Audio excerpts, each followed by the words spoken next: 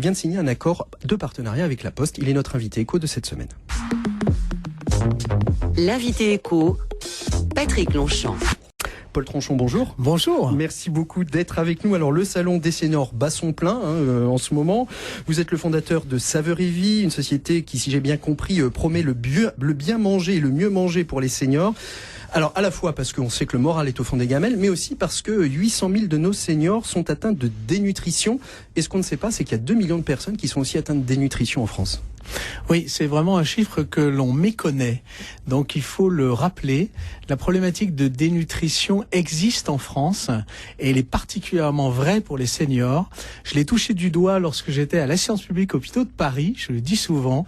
Les premières études datent de 20 à 25 ans et on s'étonnait de voir à quel point les seniors étaient atteints de dénutrition et particulièrement bien évidemment quand ils sont malades. C'est lié à quoi? C'est lié à un manque d'envie, c'est un manque de force physique pour réfléchir, pour se mettre qu'est-ce que je vais manger. Pourquoi on arrive chez les seniors à finalement cette forme d'abandon de la nourriture? Bon, déjà il y a le fait de tout simplement dire que la dénutrition, c'est le fait qu'on mange pas assez par rapport aux besoins. Donc il y a déjà une notion d'idée reçue que le besoin des seniors est aussi important qu'une personne adulte en termes d'alimentation.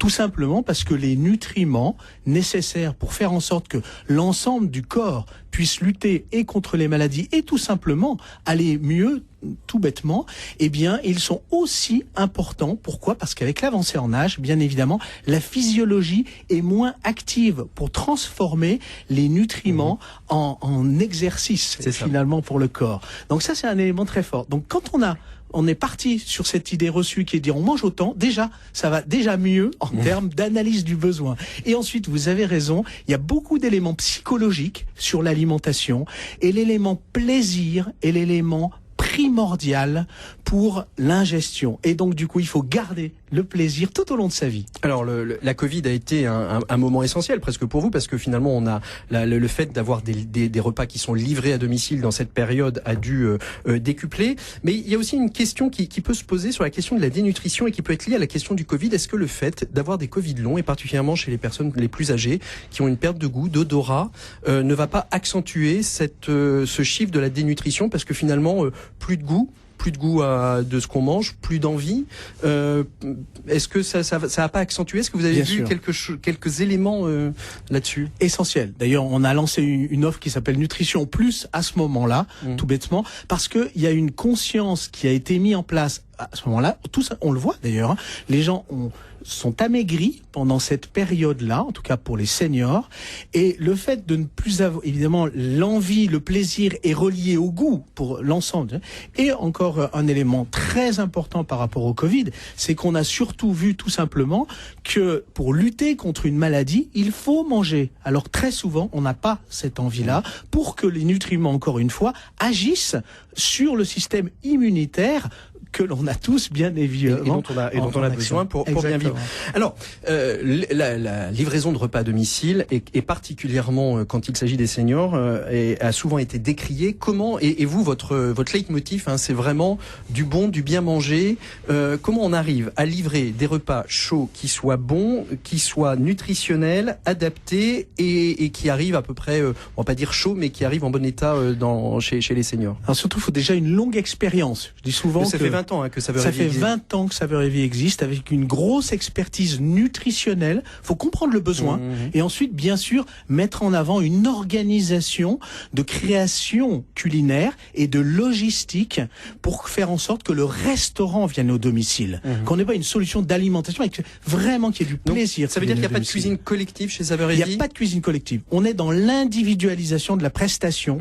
Il faut absolument comprendre que quelqu'un qui est à domicile et qui en plus est malade souvent ou sort d'une hospitalisation, il faut absolument que ce soit complètement adapté, complètement personnalisé. Il a envie d'avoir sa solution, pas la solution de tout le monde. Donc ça, c'est un premier sujet. Donc le choix, tout simplement.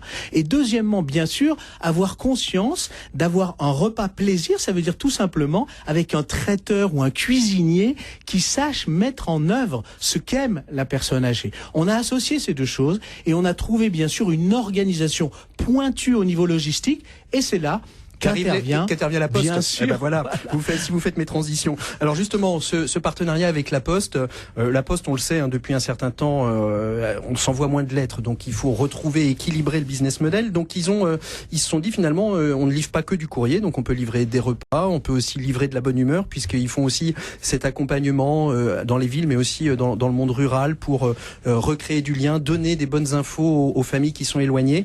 C'est naturellement que vous êtes dirigé vers la Poste. Comment s'est fait cette rencontre entre la Poste et Saveur et Vie? C'est vraiment effectivement une question de rencontre. D'ailleurs, au départ, un besoin pour Saveur et Vie, pour aller, bien évidemment, de façon très professionnelle au niveau logistique, parce que depuis longtemps, la Poste se pose la question, sa transition, bien sûr. Et du coup, amener un colis est quelque chose qu'ils le font, ils sont les premiers en termes de livraison de colis. Amener un repas, c'est un petit peu différent. Ouais. Donc il a fallu du temps pour s'apprivoiser. Vous avez travaillé avec les équipes pour les former, les postiers à ce lien, ce contact à avoir avec les personnes et pas simplement jeter un repas sur une table ou un paquet sur une table. Absolument. Alors il y a une connotation dans la Poste qui est que les gens aiment la Poste. La population aime la Poste. Du facteur, et surtout sur son le vélo, facteur. de Jacques Tati, Exactement. etc., Il y a un imaginaire social qui est très bon et qui est très important en termes de marque, parce que la marque, on peut en dire ce que l'on veut en termes de marketing, mais ça crée l'envie aussi. Et encore une fois, dans le repas, s'il n'y a pas d'envie, s'il n'y a pas de plaisir, il n'y a pas de consommation, donc on lutte pas contre la dénutrition. Et comment on arrive à lier, parce que du bon, du bien, du livré quasiment chaud avec un facteur souriant qui vient vous livrer un repas, tout ça c'est un coût. Comment on arrive à maîtriser les coûts pour que ce soit pas, j'ai envie de dire encore une fois, uniquement pour les seniors les plus riches? Alors d'abord parce que effectivement, il faut déjà une prestation qui ait une certaine valeur. Donc ça coûte, effectivement. Mais cela dit, il y a beaucoup d'aides maintenant dans le cadre des services à la personne. Saveur et Vie est une entreprise de services à la personne comme la Poste. Donc la réduction d'impôts est un élément clé quand même du dispositif. Et en plus, bien sûr, les mairies, les départements aident maintenant à avoir une solution de qualité pour faire en sorte que tout simplement les gens mangent, encore une fois. Donc il faut qu'il y ait une certaine valeur. Ça ne vaut pas rien. Ce n'est pas de la restauration collective, mais de la restauration individuelle. Allez, dernière question très rapidement. Moi, président, qu'est-ce que vous changeriez ? Puisqu'on est dans une émission à thématique présidentielle. Je ferai en sorte que tous les seniors aient accès à une alimentation de qualité, parce que c'est le fondamental du fait qu'ils puissent vieillir à domicile. 97% des gens le souhaitent. Donc il faut absolument qu'ils mangent bien, tout simplement. C'est ce que disaient nos invités dans l'émission spéciale sur le bien vieillir il y a quelques semaines de ça. Merci beaucoup, Paul Tronchon, d'avoir été notre invité de cette semaine.